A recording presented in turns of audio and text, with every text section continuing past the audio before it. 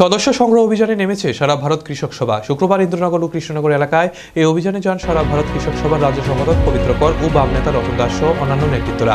সারা ভারত কৃষক সভার রাজ্য সম্পাদক পবিত্র কর বলেন, আগামী 26 নভেম্বর দেশব্যাপী সংযুক্ত কিষাণ মোর্চা ও ট্রেড ইউনিয়নের ডাকে ট্রেড ইউনিয়নের আন্দোলনকে সামনে রেখে পোস্টারিং ও লিফটেড বলি কর্মসূচির আয়োজন করা হয়েছে। এরই অঙ্গ হিসাবে আজ ইন্দ্রনগর ও কৃষ্ণনগর এলাকায় সদস্য সংগ্রহ অভিযানে বের হয়েছেন। অভিযানে প্রতিটি বাড়ি থেকে ব্যাপক সাড়া পাওয়া গিয়েছে। এই দিন তিনি আরো বলেন, সংগঠনকে শক্তিশালী করতে সদস্য সংগ্রহ অভিযানে আয়োজন করা হয়েছে, কারণ বিজেপি সরকারের শাসনে কৃষকরা সরকারি সুযোগ সুবিধা থেকে বঞ্চিত হচ্ছেন। ইন্দ্রনগর এবং কৃষ্ণনগর এলাকায় সারা ভারত কৃষক সভার সভ্য সংগ্রহ অভিযানে বেরিয়েছে। প্রতিটি বাড়ি বাড়ি যাচ্ছি এবং আমরা বলবো যে একটা উল্লেখযোগ্য সাড়া প্রায় প্রতিটি বাড়িতেই যারা কৃষক তারা আমাদের সাহায্য করছেন, মেম্বারশিপ গ্রহণ করছেন।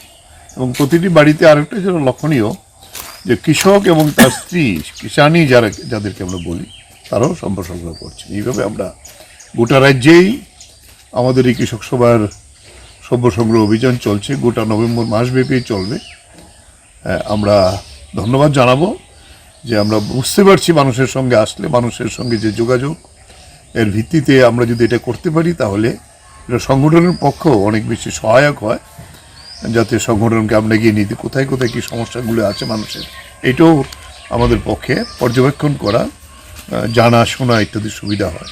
অনেকেই বললেন যে আমরা এখন আর কোনো কৃষি করতে পারছি না, কোনো সাহায্য নেই। একজন বললেন মৎস্য চাষে একটু আগে যে আমি বলছি যে আমাকে সাহায্য না করেন, অন্তত একটু লোক টুক এসে আমাকে একটু গাইড করলেও তো আমরা একটু সাহায্য করতে পারি। এইটাও করার মতো সরকার নেই।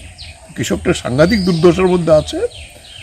এই এলাকাটা পুরোপুরি কৃষক এলাকাই ছিল এক সময়, এখন একটু পরিবর্তন হয়েছে, কিন্তু পরিবর্তন হলেও তারা কৃষির উপরেই নির্ভরশীল আছেন বেশিরভাগ মানুষ। এই আমাদের অভিযান চলবে গোটা নভেম্বর মাসব্যাপী।